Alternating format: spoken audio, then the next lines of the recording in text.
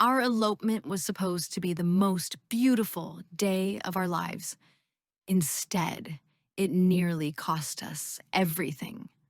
One wrong turn, and we were trapped in a truly unsettling ghost town, far from any help. This isn't just a travel story. It's a raw, terrifying account of what happens when love meets pure isolation. I'm Sarah, and this is Mark. We've always been the adventurous type. The idea of a big traditional wedding just wasn't us. We craved something intimate, something wild, something that was just ours. That's why we decided to elope.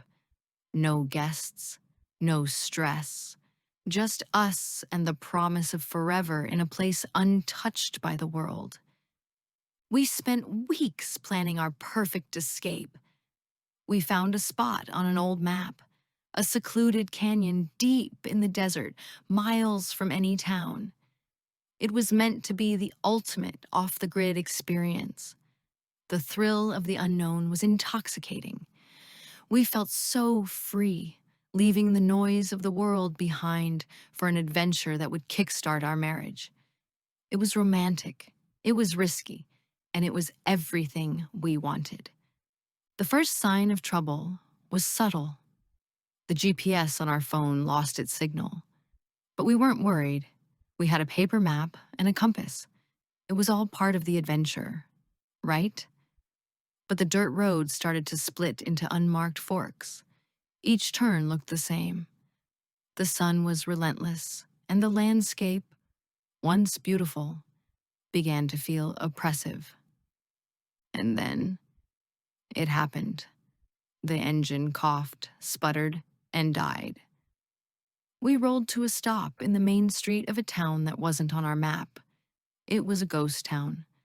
Not the touristy kind, but a place that felt like it had been violently spit out by time and left to rot.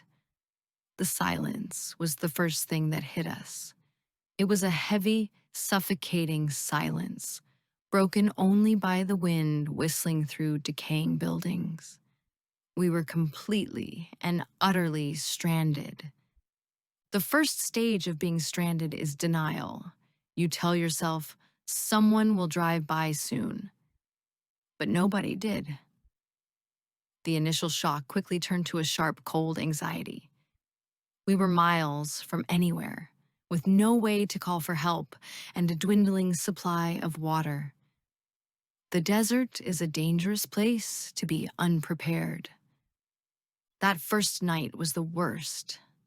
The desert gets freezing when the sun goes down. Every creak of the old wood, every rustle in the sagebrush sent a jolt of fear through us. The psychological toll of complete isolation is brutal. We were scared, and that fear turned to frustration. We argued, blaming each other for our predicament.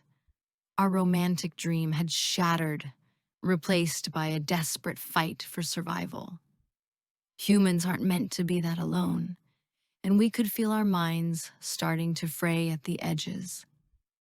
As the days blurred together, we started to uncover the town's secrets. This wasn't just an abandoned place. It was a place of sorrow. We found remnants of lives cut short. A schoolhouse with chalk still on the blackboard. Faded photographs of families who looked at us from across a century of dust. These discoveries only deepened the town's unsettling atmosphere. The line between reality and paranoia began to blur. We both felt it, a constant chilling sensation of being watched.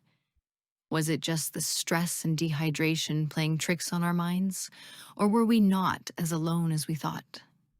The ghost town itself felt like a character in our nightmare, a silent, judging presence. Some ghost towns are known for paranormal activity, and in our desperate state, it was hard to dismiss the feeling that the original residents had never truly left. On the third day, something changed.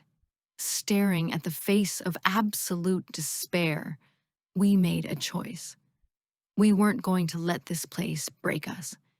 This was supposed to be our wedding day, so we decided to make it one. In the heart of that lonely, haunted town, we exchanged our vows. They weren't the poetic words we had originally written. They were raw promises, promises to protect each other, to be resilient, and to survive together. In that moment, the ghost town was no longer our prison.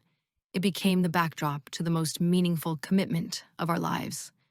It was a testament to our bond, forged in fear and silence. And then, a miracle. An old prospector, miles off his usual route, saw the glint of our Jeep's windshield. Our rescue felt like a dream. We didn't get the perfect picturesque elopement we planned. We got something else entirely. A harrowing ordeal that tested us to our limits and stripped us down to our very cores. It was a nightmare, but it was our nightmare. And it taught us that a marriage isn't built on perfect days. It's built on surviving the absolute worst together. And that's a vow that no pretty backdrop can ever capture.